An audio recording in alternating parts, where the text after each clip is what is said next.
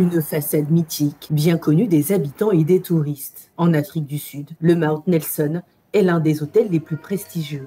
L'établissement, également appelé le Pink Lady, est classé 28e dans la liste des 50 meilleurs hôtels du monde. Le caractère vintage de l'hôtel ne fait aucun doute, mais pour le directeur général, il est indispensable d'y ajouter une touche de modernité.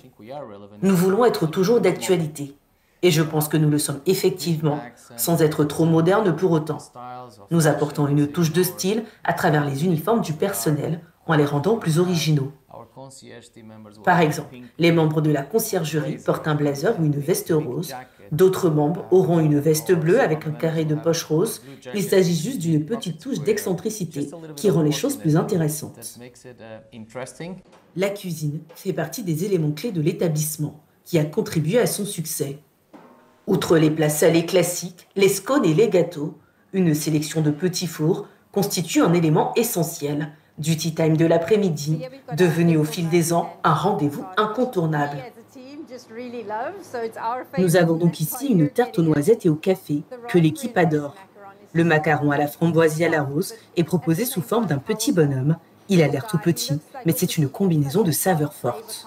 Ouvert depuis 1899, l'hôtel a accueilli de nombreuses personnalités venues du monde entier, tels que les acteurs hollywoodiens Sidney Poitier et Michael Caine, l'ancien président Nelson Mandela ou encore le Dalai Lama, en visite à l'occasion d'un entretien avec l'ancien archevêque du Cap, Desmond Tutu.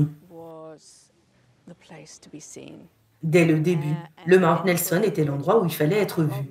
Tous ceux qui voyageaient de l'Europe au Cap séjournaient au Mount Nelson. Nous avons donc tous les noms célèbres de cette époque. Ensuite, il y a eu l'ère hollywoodienne, des gens comme Marlène Dietrich ou encore Robert Wagner. Puis nous passons aux stars de la pop et aux invités récents les plus célèbres, comme Charlize Theron.